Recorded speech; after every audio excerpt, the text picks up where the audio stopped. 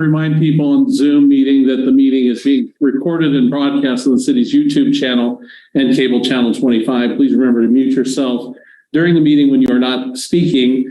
The chat function for this public meeting is disabled and all chats will go directly to me. Unless you are participating during the meeting, please turn your video off. Except for the members of the board, they should have their videos on. This allows for the active meeting participants to be seen on screen. You will When you're participating, please turn your video on. If you have any trouble, you can send me a chat in a direct. People or turn individual videos off to minimize distractions during the meeting, and I'll turn it back over to the chairperson, John Nabanian. Thank you. Thank you. First item of business is approving the minutes of the May 8th meeting. Are there suggestions for changes to the minutes?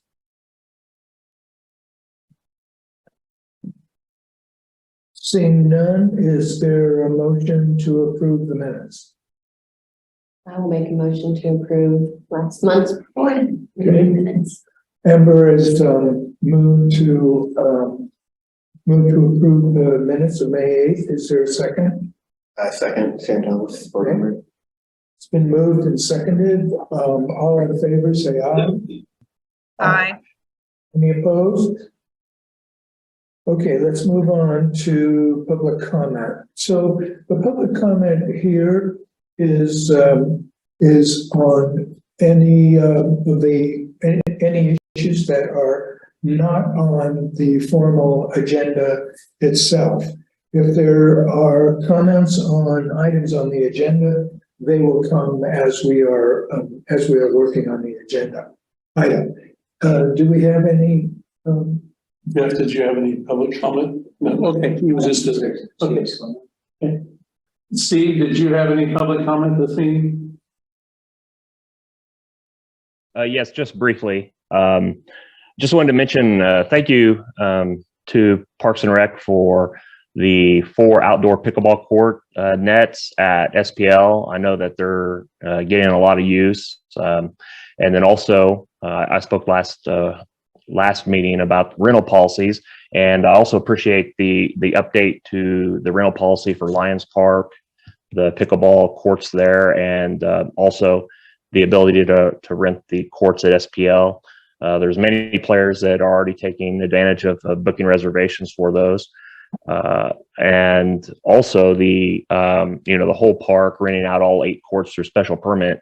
I know last year I think that was only done a couple of times for 2 different events, and I know of at least 4 different groups that are planning events over this summer. So I'd be real interested to see kind of the year-over-year revenue growth generated from pickleball. I don't know if you're tracking that, if there's a way to kind of focus in on that and see how it's growing, but I just think it's going to really grow and continue to grow. And this past weekend, I attended the Show Me State Games in Columbia. It was a 4-day tournament. There were 375 registered participants, and just from registration fees, they generated over $20,000. And coming up next month, and then in September, are the Sunflower Games over in Topeka, and then the Kansas Senior Games. And so I know we have a proposal for some new courts working its way through the CIP process. And I just, I think the ability to generate revenue by hosting events, it's a real opportunity. And I'm real pleased that, we're really seeing growth in pickleball in Lawrence, and working with Parks and Rec and staff, the improvements that are being made. We're starting up a league here very soon at SPL Indoors. It's running on Tuesday and Wednesday nights, and I know all the players are real excited about that. So just wanted to, I guess, kick off the meeting with some appreciation to staff and everything you're doing regarding pickleball. And that's all I had. Thank you. Thank you very much. Are there any other public comments? Okay, then let's move on to the first agenda item, the Prairie Park, Prairie, the Nature Center update, and partnership with Haskell Indian Nations University. Thank you. I'll also just start off. We went to the city commission with a memo that the mayor had asked for to bring back to the city commission discussing Prairie Park and the Prairie Park Nature Center, and provided updates to the public comment. It was on the city manager's report. We continue to work with our partners with restoration of the prairie and with Haskell University on some other projects. So I'll turn it over to Mark first for some of the updates, and he did meet with the group today as they continue to look at restoration options. Yeah, Mark Ecker, Assistant Director of Parks and Rec. We had our first meeting this afternoon. Actually, a great meeting. Had 4 or 5 public experts meeting with staff mostly. So we were mostly kicking ideas around on what's our next steps. Do we restore? Do we try to expand the prairie? Most of what we're looking at is trying to let the prairie rest and then work outside of the prairie area to get rid of some of the woody invasives. So we have honeysuckle on the perimeters. We have 2 types of honeysuckle and then sumac in the prairie. So what we're going to initially look at is how do we eradicate those. That could be a year-long process. So not a lot of prairie management. It's more monitoring of the prairie. So Kansas Biological Survey set up a whole monitoring station, and they now have an active website that's going to define what their research is coming up with, which is great. So we're going to continue that. And then we have some of the local experts have given us ideas on things that they feel could be step-by-step over the next, it's honestly probably going to be winter before we do too much. But there is some seed collection we can do to try to put some of the species back, possibly that were lost. The good news on the biological survey, they've identified 279 species that currently exist in the prairie. So the notion that all species were lost is not accurate.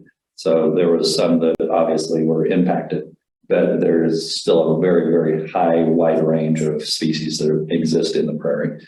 So a lot of what I think we're really going to work on is try to pull the perimeters back away from the prairie. So we have some really aggressive woody invasion into the prairie.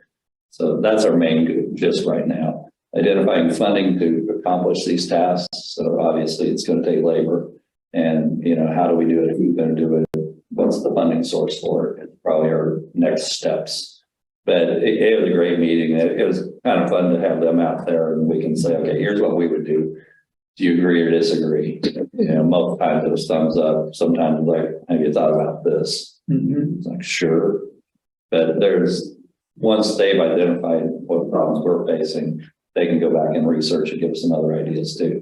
So we have a Kansas State Extension Service, we have Biological Survey, we have Courtney's group that's more of a nonprofit. So we have basically 3 sources of expertise that we can tap into, as well as our staff. I mean, we have just a great deal of expertise on staff. So pretty encouraging, honestly. Cool. Questions or comments for Mark? Actually, Lindsay might have some updates too. And I didn't know if you want to do it, you can question now or you can question after the nature center piece of that. No, let's go ahead.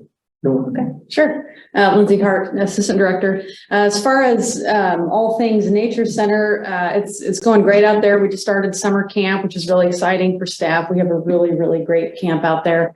We've had some staffing changes. We do have a new interim Nature Center supervisor. Her name is Dara Wilson, and she has been a staff member out at the Nature Center for about 12 years. And so we have appointed her as our interim supervisor. And so now that we're getting kind of some staffing things in place, we're really focusing on new programming. And as part of our sponsorship task force with staff, we are working on getting some sponsorship opportunities put together specifically for the Nature Center, so we can get that out into the community. So, we do plan to reach out to, our members who came out to the community conversation in September. We're going to be sharing with them some of the new programming ideas that we have and get some thoughts and feedback. And then when the sponsorship packet is ready, we will also be reaching out to community members to help us get that out, and hopefully we can start bringing in some new sponsors. So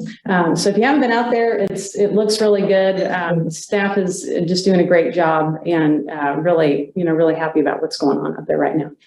and some collaborative efforts with programming with Haskell. I don't know if you have I mentioned wasn't, that. I wasn't. Right. No. I can give an update on that. We met with Haskell, Derek, myself, and two folks from the Nature Center with a couple representatives of the business college at Haskell. And they have some students that are looking for internships and stuff. And so we're trying to align those with staffing as well. But for the immediate future right now, they have some camps this summer in which I know that they actually posted on Facebook and I reposted today. Thanks to them, but they had a couple students as well as the dean of the business college. He came out and talked. It was like surviving on the prairie.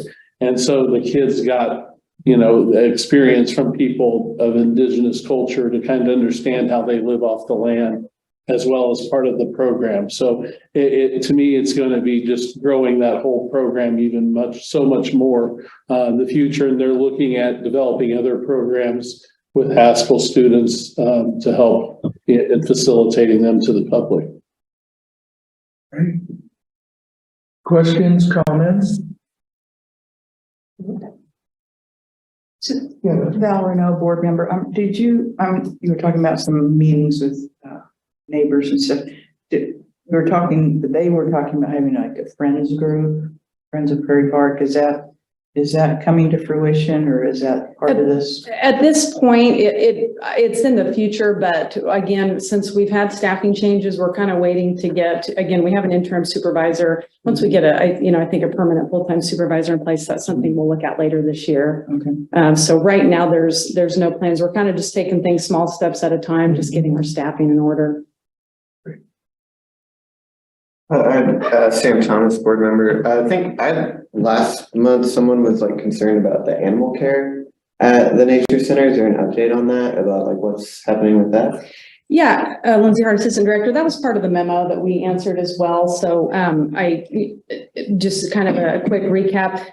We are no longer taking injured wildlife at the Nature Center. Again, we're really trying to focus on the initial mission of the Nature Center, which is programming and education. We also had staff who were certified to take in the injured wildlife who no longer work for us.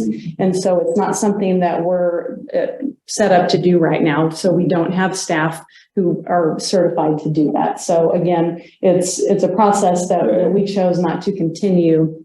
Again, and our staff have, a lot of information that we can share with the public if they do need, to know where to go to take an injured animal. And so we're doing our best to educate people if they come to us, and we're happy to help them find the right spot. But again, we are not equipped to take those animals any longer.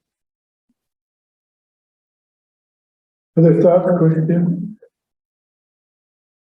Mark, I have a question for you. These sort of ad hoc relationships that you're working on, they really sound exciting. Mm-hmm. And I'm wondering is there a way to, every quarter or something, gather people like, these experts and I just think the more Parks and Rec reaches out to these other groups, the more invested they will be in Parks and Rec. And I just find it fascinating. It is kind of funny because the conversation today started to range further away from Prairie Park and looking at how we manage all native lands and great ideas. And then we had to kind of pull it back a little bit and go, okay, let's focus here. And very seldom do we get an opportunity to say, let's focus on this 5 acres, as opposed to 4,000. So, if we can come up with a management plan for that 5 acres that we may be able to use in other places, great, then we won. We've identified the potential of needing a whole different division within our department to deal with native lands and woodlands. Now that takes money. So, I think there's a lot of great ideas thrown around, and everybody has a little bit different take. Even the experts at our meeting didn't necessarily agree with each other. So it was an interesting idea. And, I really appreciate so far, they've just kind of been say, hey, try this and try this. Have you done this? And so at some point, we're going to have to start going, okay, if this group is going to do this work, are we paying them to do this work? Or the survey of the Prairie, is that free forever, or is that just something they did to help us out? And if we want to continue that, well, we have to pay to continue that. So it'll all come down a little bit to money and staff and time, but certainly meeting with groups is something we do everywhere. And none of these folks are really new to us. They're people we've worked with before. Well, could we get an update on the agenda for a couple of months, 3 months from now? Sure. Just so we can kind of explore greater relationships. And I'll just put it under the other part there, okay? Jackie Becker. So I went to the website in terms of looking at the animals, because I think that's going to be something that's going to take time in our community to get people to know they can't utilize it anymore. And it says to reach out to M. Burrell at lawrencekansas.org. Is that the most direct one? We need to get rid of it. Okay. Yeah. And then it says, click here to read our assessment guide to helping wildlife. So if we can make sure the website gets updated fairly quickly, I think that's really important to make sure we're getting the word out that we don't offer that service anymore. Because I know I've done it in the past. I have called over an animal, if we're going to Operation Wildlife or whatever. So I think that's just important that we make sure we get that information everywhere. Okay, we're ready to move to item 2. The Parks and Rec and culture plan, master plan update, steering committee. That's me, Porter Arneill, Assistant Director, and I have a fairly quick report here. We were very pleased that 41 people applied to serve on the steering committee, so it was a really good turnout. I think all of us really beat the proverbial bushes and got the word out on this, so that was a good response.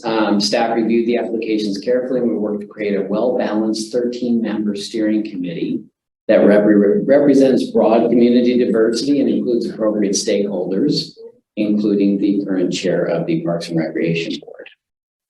We're in the process of notifying applicants, excuse me. We're working with the city manager's office to ensure we have a representative from USD 497. So that's in process, but the other 12 are in place. Right. As soon as we're ready, the Confluence Consulting team will reach out to the steering committee members and begin scheduling the first of several meetings over the next few months. It's anticipated that the steering committee will meet once a month for about 2 to 3 hours for 6 to 8 months. That's the anticipated right now. That's going to be in addition to a lot of community engagement. So really reaching out to a vast array of people in the community to get as much insight and feedback. And to your point, you know, what are all the thoughts on these different areas that we're looking at? Correct. Confluence is scheduled to present an update on their plans for the comprehensive plan process to the City Commission on July 18th. So it'll be a study session with the City Commission. And they'll present there. At that point, they should have a better sense of their calendar throughout this process. And they'll have probably engaged with the steering committee at that point as well.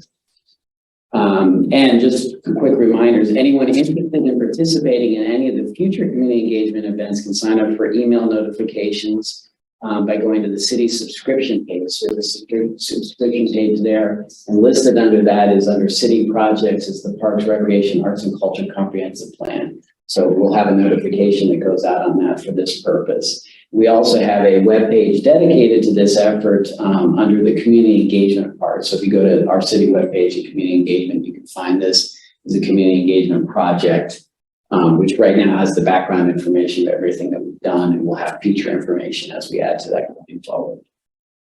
That's it. So Porter, will the Confluence I guess working with the steering committee will invite stakeholders to It'll be combined with this. So the steering committee, as I understand, please chime in, Derek, because you've been involved in this as well, everybody.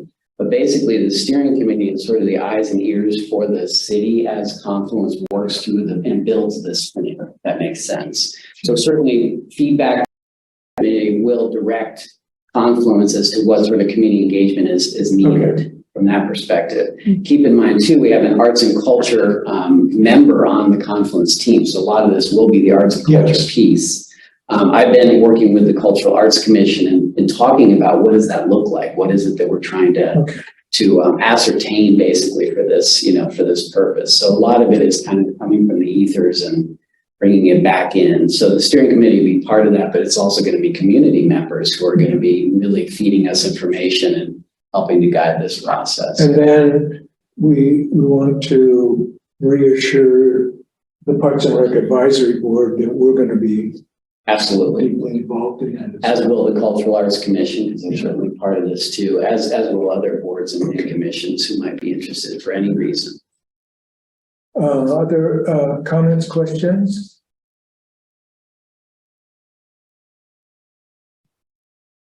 Sounds good. Okay. Thank you for that, because it's really pretty. Yes, Yeah. Is Confluence excited about it? I think they're ready to get started. Yeah, so yeah, I think they are excited. They're just eager to get started. and get this rolling. Is there a typically expected number of people that, that you can expect 10% survey response when it comes to like ask for steering committees and things? Yeah. Is there a ballpark that? You mean all community engagement or just the steering committee? Oh, I'm just curious if they were thinking that they might get 20 applications for the steering committee, or, if. Oh, it's one of those things you really just don't know. And honestly, we were really also focused on really trying to maximize diversity. So let me give you some quick feedback. We have a wide range of ages. I think age is something in diversity we often don't talk about. Yeah. Excuse me, I don't know, my allergies are kicking in here, but we have every representatives from 18 years old up to past 60. So we have some young folks on the steering committee. It'll be really great. And again, with the community engagement, we'll be working with the community engagement office to really make sure we do as much outreach on it as possible. So honestly, I was very pleased with 41 applicants. I thought that was a really good turnout, particularly in a fairly short amount of time. So that was good. And we got some good candidates and, I think a wide range of representation, which is going to be really important. Right. Yeah. I know I saw lots of information on social media about the opportunity. So Yeah. well done. Good. Thank you. Okay, so let's move on then to concerns, board member items of interest. Any particular items that board members would like to bring up? Yeah, I have one, Sam Thomas, board member. Was wondering about the Edgewood bathroom situation. We had to do a geological survey. Is that still happening?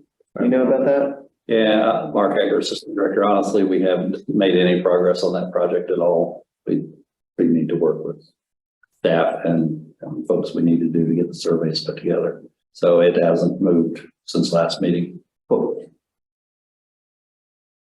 Any other concerns, interests, questions? Jackie Becker. I have a question about Lyons Park. It looks like a lot of stuff was sprayed by the dugouts and stuff, and all the grass around the dugouts was dead. I'm just curious, because I know we did talk about this in another space and place. Is there a sign that's always put up when something is sprayed, or what would have caused all the stuff around the dugout area, the grasses to die? Because someone was like, oh, it was sprayed. And then I was like, oh, I don't know if it was, and I don't know. So. Yeah, Mark Egger, Assistant Director. I don't know specifics, but what you're telling me is someone probably sprayed Roundup to control weeds in the fences and dugouts, which is fairly standard. Okay. In areas we don't want weeds. Okay. Was it posted? I don't know the answer. Okay. So, yeah, that was last Friday. The season is done with for the year. Yeah. So maybe next time, maybe if we can do it after the season, they're done. Because I don't know what I may have put my feet on or touched or, So our policy would be 24 hours prior to spraying and 24 hours after spraying. So I don't know if that happened. The notice would be. Right. Okay. Right. Got it. Thank you. I can check. Okay, let's move on to other items. Here we have 5. Let's do the B-Box update. Sounds like a dance. I really don't have any follow-up on that. Our individual has been busy and had some other concerns, has been out of the office, and I need to get him to follow up. And going back to what Robert had asked for the board, Rob Brooks, we'd like to raise awareness of the 52 parks in the city, including the 4 future parks. I think he's low on our number of parks, and he'd also like to get more people involved with the program. And then he also added about information out at Mary's Lake and some other QR code postings that could be done. And I'd asked Tyler to get with Dr. Brooks about MOU for the year and getting that updated. So we need to get together with Dr. Brooks and get them updated and discuss his proposals. So sorry, I don't have more at this time. Mark, Parks and Rec. Parks and Rec update. Basically, when we hit mid-June, we hit full stride on all the normal maintenance activities. So all the ball diamonds are going, shelters are going, the restrooms are going. It seems like we do a special event every single weekend set up somewhere. So we don't do a lot of projects summertime because we're just basically trying to keep up with mowing and everything else. But there are a couple that are running right now. That we have a parking lot project that's replacing the surfacing on the Prairie Park on the east side. So we're redoing that lot. We're also working at East Lawrence Center lot. So those two are a bigger CIP project that's working. The Broken Arrow Shelter project is currently underway. We're having a little trouble getting that thing moving. Every time we take some concrete out, we discover something else needs to be put in a change order. So the perils of working on a 100-year-old building. So, but we still hope that's going to finish up here in late July. We're working on trail design from 7th Street to 8th Street. So it's just a little piece that would connect us over to the Santa Fe Depot. Working on acquiring the property from the landowners for an easement. So that's moving along. The other thing that we're working on design-wise is the trail that would go from Santa Fe Depot over to Constant Park. So that's that really tricky part through downtown. We fly over the river. Do we avoid the river? Do we go under the bridges, over the bridges? So we have a design consultant that we're negotiating fee with right now. So hopefully that'll wrap up here in the next couple of weeks. So there, some of the things that we've asked for are costing a little more than we had anticipated. So we have to negotiate pricing. But those are the big things that are flying right now. But like I said, it's truly, you know, keeping the flowers watered, keep the grass mowed, keeping the restrooms clean. So. Yes, good question. Yeah. I'm curious about the river front and center and all the really big ideas around that. Is that kind of fizzled out, or is that still a group that is engaged, or? It's not. So in fact, that group is part of the design group that we're negotiating with. Okay. So they've teamed with Bartlett and West. And so they're part of the design group. So they have Bartlett and West. They have a public engagement consultant and then a grant writing consultant. So the idea of this whole thing is we're going to put this proposal together that can be built, and then we're going to go for a RAISE grant. So a RAISE grant may be a $40 million federal grant to construct the project. So that's what this phase of this is. So it's doing a constructible design, and then we go for a RAISE grant to actually build the project. So what they're designing is not actually construction documents. It's getting through public engagement to everybody agrees this is what we should do, and then moving the idea forward for grant proposal. Is it still looking as fantastic as it was? I mean, they had some really, they came with the don't stop with what is possible, you know, I mean, they really had some grand ideas. Canoe or the boat? No. It was like flipping it and having it so that you would go out over the river and spiral down. Went down by Rum's. Okay. Yeah, and honestly, their design team was selected because they had already done so much work on it, because we had others that were just fresh to the project. And our thinking was that, look, this group has worked on this for a couple of years already, and they've talked to a lot of people. So not to just discount that work and start over, we wanted to take advantage of that work. And yeah, the biggest thing, and I've been involved with them from day one, is just kind of pulling it back a little bit. Like, okay, you got 38 different things, which are their top 2 or 3 here. So So yeah, I think we're still gonna dream big. And, you know, when you're looking for a grant proposal, you're looking for something really cool as opposed to what's the minimum we could possibly do to get by. So that's the concept we're going with. Like I said, some of the consulting fees we're looking at are a little higher than we'd anticipated or have budgeted for. So Fair. we just have to come to the middle somewhere. Thank you. Okay, so, let's see, Paul, do you have another update Yeah. on this? I'm really happy to report that we are doing the outdoor downtown sculpture exhibition for the 34th year. But for the first time really since COVID. So I'm really happy. And it's been actually a lot of fun. I've been helping artists install their artworks. So we're getting that geared up, and that's going to open on Final Friday at 5:30. And we're going to start at the visitor center and do a sculpture walk, which is always a hoot. And I'm always amazed at how rugged people here are, that they're willing to go out in 100-degree weather and walk with me for like 10 blocks and look at sculpture. It's great. So that's coming up, and where these pieces are going in, so you'll start to see more of that happening. And I will call your attention, and a local artist, Mara Strayer, actually built a piece for the exhibition that recently went up in front of the Carnegie on the south lawn. On the right side under the tree, and it really looks great there. And she's so pleased with, she's been making these sculptures, but this is sort of her first real public commission. And that is near to dear in my heart, because I really believe in the value of professional development for artists. And it's a great opportunity for her to actually build her portfolio. She's made the piece, so it's a great, that to me is a great success, you know. And then I will say too, David Vertasnik, who taught at KU for many years, has a piece out at Theater Lawrence that also looks fabulous. So if you get out to Theater Lawrence, you'll see that piece out there. It's really nice. And then on Summerfest, we're getting things, we're coming into that pinch time. Our staff has done a great job putting things together. Right now, there will be a craft fair as part of this event. This is all out of the Douglas County Fairgrounds. So there'll be a craft fair that starts at 10 a.m. There will be music starting at 4, and we have 4 local groups that are going to be playing up until the fireworks display. So it'll be nice to have some music out there. Free State will be serving beer out there as well, and around the area that you're going to be watching the music, and then eventually the fireworks, which will be nice. We're going to have food trucks. We're still working on that. If anybody knows good food trucks, let us know, because we're still poking around trying to figure out who the best options will be for that.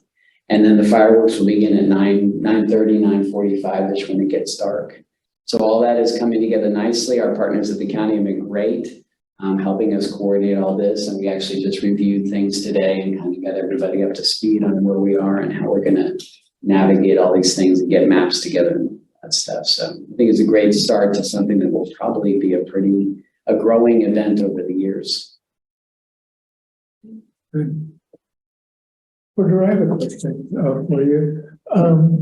The art, the 2% for art, is the one that's associated with the police station. That beautiful, you know, whatever. Yeah. How do we bring more attention to that? Bring more attention to the policy? No, to the physical. I mean, that thing is really something. Yeah, thanks. And I'm it's really like- pleased with that art. It's like, no, it's not very visible unless you're driving, you know, purposefully driving by it. I mean, would you at least consider at some point, some way of? Yeah, I think, police art is a funny thing because it tends to obviously get most attention by who sees it. And so when it's in a neighborhood, and that was somewhat intentional, Mark and I actually started on the project early on, that it was going to be part of that eventually new park. Yeah. Adjacent to the police station, because the money was basically generated as part of the police headquarters building. Oh, okay. But rather than putting it in a building that isn't highly public, we thought, well, is there some other opportunity here? So the Cultural Arts Commission, we met with Mark and talked it through. And so that was part of it. So I know it's beloved by that neighborhood. I know a few people that live out there and they really enjoy watching that process. Yeah. But to your point, it's part of our bigger city collection too. So part of it is growing the collection and promoting that. And then we have the temporary works as well. So One is social media and getting it out on social media and that type of thing. So, but I appreciate the point on that too. Yeah, we need to have a tour of 2% for. Well, I'm just curious because I can't make Final Friday. And so is there a self-guided document map or something that? It's Oh, like the perfect. I owe you money because I forgot to say something really important. In addition to what I just talked about, and actually this is a perfect connection. So we are working with an app called AutoCast. Eric Feinstein and I have known each other for years now. He started this years ago. It's a really simple free app that anybody can pull onto their phone. It's AutoCast, OTOCAST.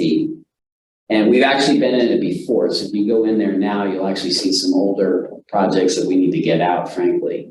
But we always put the outdoor downtown sculpture exhibition in that. So, and it literally is self-guided. So you can actually see pins show up and it'll tell you where all these things are and you can walk. And eventually Eric will get the artist. And so you can actually do sort of a museum. It's really cool.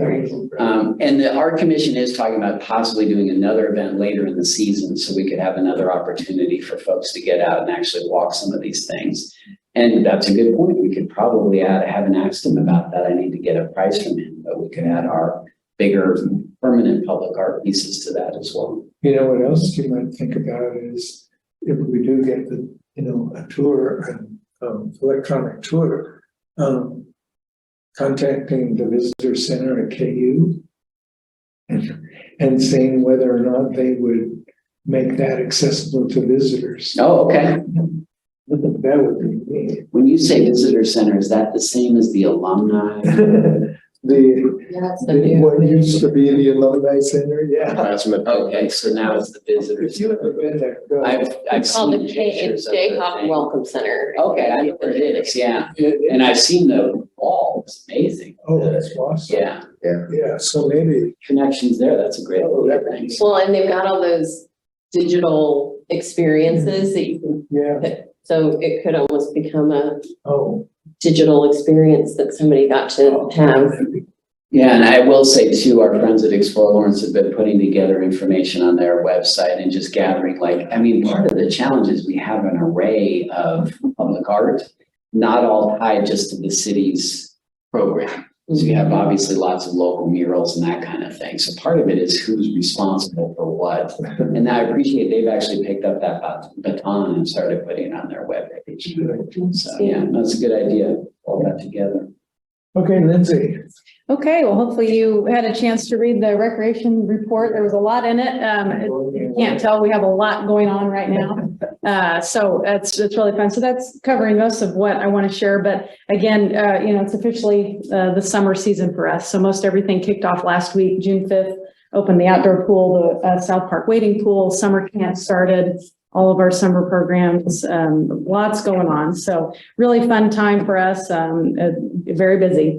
And on that note, I'd like to report we do a monthly revenue report, obviously just keeping a close eye on revenues. And through the end of May, our revenues are at 1.9 million. Compared to that time last year, we were at 1.2 million. So we're looking really good. We're feeling really good about where our numbers are at and feel like we're making really good progress. So that is very exciting. And that's, again, in addition to my other report, that's all I have. Okay, thank you. Jackie Becker, would you say the 1.9 million is close to where we were at before COVID, or are we still pretty far down from revenues? I have to go back and look on since Mark, you may have a better.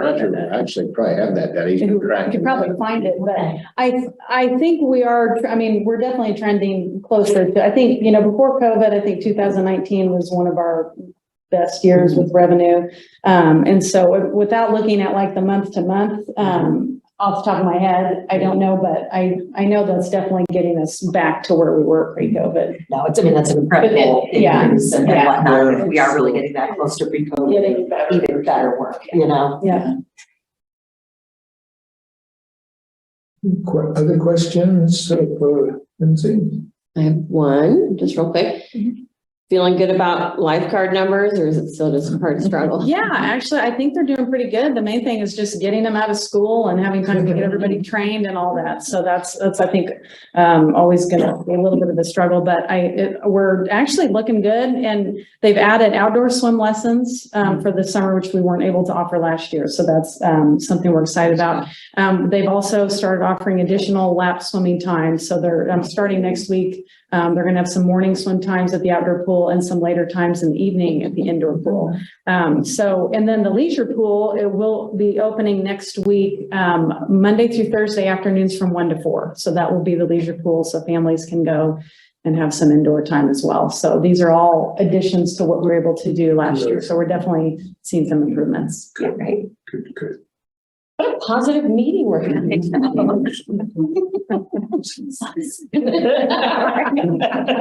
Way to work. I didn't say it. Director's report. I do want to mention something before we get to the director's report, and Roger might be able to provide that update on Juneteenth. Did you kind of know that? Or I can talk to it, but you probably know it better than I do on what's going on. If not, I can.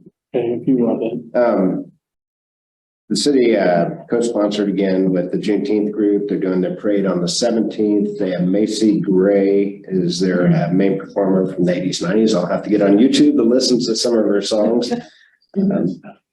Jackie might know. Yeah, the event goes from noon to 8 o'clock, the performance, hard 8 o'clock ending. We're having our meeting in 20 minutes on site to do the walk of the whole site. So there'll be food trucks and I think a beer garden. And then last year they went from Janine ran from sun up to sundown, and she was about spent by the end of the day. So I think it's going to be a very well celebrated event. Large kids area. We've increased our vendor footprint. It's going to be a really large event this year. So that, I think that's going to be fantastic. I want Janine to not work as hard as she did last year so she can enjoy hers. That's why I'm going to help out. Yep. So fantastic news. And then Summerfest coming up. We've got some great events.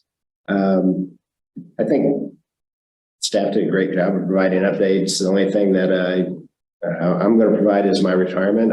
I've loved my time here, and it's rewarding, and really enjoyed it. Great stories. I really want to thank the board, the Parks and Rec Advisory Board, for all your help and support over the years. It's been a privilege to serve the community and the department and the community. One of the things I'm not very good at is setting personal boundaries. So my family and took a back seat for the last 6 years. And so I'm looking forward to correcting that. So we've got winter passes to the Rockies this winter, and we're going to take some time off and do that. That's all I have, unless there's questions. Yeah, I do have a question. How did the report go to the city commission? How did that meeting go? I think it went well, all things considered. I think we did a great job of answering the community's questions, the public comments, and added some from the Parks and Rec Advisory Board from the public comments. Yeah, I think that went very well. SB 180 was a hot topic at the city commission meeting. I think the city's still still reviewing what are the impacts and how are they going to address that. What is that? That is the state passed a bill that will say that, correct me if I'm wrong, that what was your biological sex at birth? What bathroom do you use? Oh, And so the transgender community and identities, big deal in Lawrence, Kansas. And so the city is looking at how they address that. And then there's no city commission meeting this week, and then we'll have one on the 20th. But all in all, I think report was received well. The community partners, we have the partners we've been working with, Ken Lastman from Call Valley Almanac, Courtney Masterson, Natural Prairie Restoration, some of the people we've been collaborating with there. And then from the Prairie Park Nature Center, the vice president of the Prairie Park Neighborhood Association was there for comments. okay. Okay, let's see, any other business? Okay, then I will entertain a motion to adjourn. So moved. And do we have a I'll second? second. Okay. Val for now. Moved and seconded to adjourn. Are there any opposition? Okay, that's a world record. So, 43 minutes. all right. Wow. Thank you, everybody. Early, we get done early. I can see. Yeah.